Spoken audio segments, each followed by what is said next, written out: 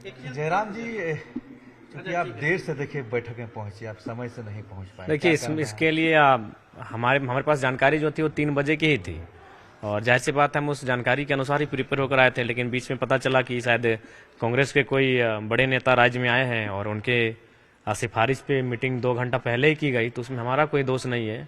हम अगर लेट से आए तो कम से कम विभागीय सूचना उनको एक पत्र के माध्यम से होनी चाहिए थी, या फिर हमारे मैसेज के थ्रू होनी चाहिए थी। अब कॉल देखिए, कॉल संभव नहीं है कि आप एट द टाइम किसी का पिक कर लें, वो कॉल के लेकर हर किसी की समस्या होती है।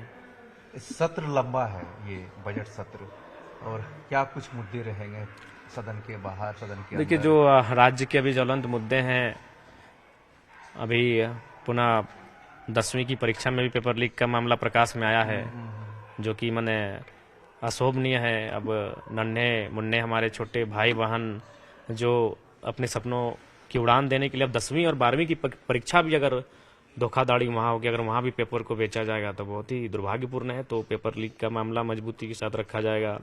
जेपीएससी के छात्र भी देख रहे हैं, कुछ स्रोतों के माध्यम से सोशल मीडिया प्लेटफॉर्म पर उनके संदेश आ रहे हैं, वे भी विगत कई दिनों से धरने पर बैठे हैं। चेयरमैन भी नियुक्त नहीं किया गया अस्थायी रूप से, तो जेपीएससी का भी मामला रहेगा। उसके बाद चूंकि हम जहाँ से आते हैं वहाँ सबसे महत्वपूर्ण विषय विस्थापन का है, पलायन का है, भूमि अधिग्रहण का है, तो वो विषय रहेंगे। झारखंड 25 वर्षों का झारखंड, जो स्थान नीति हमारी सदैव मांग रही है, उस नीति को लागू करवाने की मांग को पुनः जोर दिया जाएगा। बजट में क्या कुछ चाहते हैं, कुछ अलग? देखिए, हम तो बजट में चाहते हैं कि रोजगार का क्षेत्र में, शिक्षा के क्षेत्र में, स्वास्थ्य के क्षेत्र में थोड़ा सा ध्यान देने की अभी आवश्यकता है, क्योंकि प्रतिदिन देखते हैं कोई ना कोई ऐसी घटना सामने आती है जब वो हॉस्पिटल पहुंच के हमें कॉल करता है कि अगर आप थोड़ा सा फोन कर देंगे तो मेरा 5,000 10,000 रुपये बिल माफ हो जाएगा। तो काफी मतलब दुखदायी स्थिति उस समय सामने आती है। तो स्वास्थ्य पर बजट को ध्यान देने की आवश्यकता है।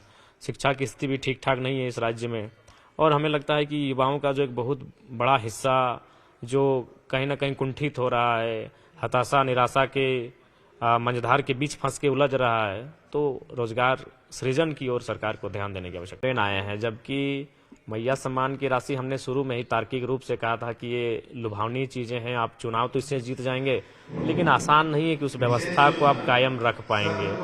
और मैंने जब फील्ड का हमने भ्रमण किया तो बहुत सारी बुजुर्ग महिलाएं, बुजुर्ग पुरुष हमारे पास आए जो 65, 70, 75 साल के हैं। वो कह रहे हैं हमारा 3 महीना से 4 महीना से वृद्धा पेंशन नहीं मिला है, दिव्यांगों को भी उनका दिव्यांग पेंशन नहीं मिला है। तो हमें लगता है कहीं ना कहीं ये चुनाव जीतने के लिए मास्टर स्ट्रोक था, लेकिन उसे लगातार बरकरार रख पाना सरकार के लिए चुनौती है, और उस चुनौती को वो निपटने के लिए कहीं ना कहीं दूसरे विभाग की कटौती की जा रही है, जो कि ठीक नहीं है।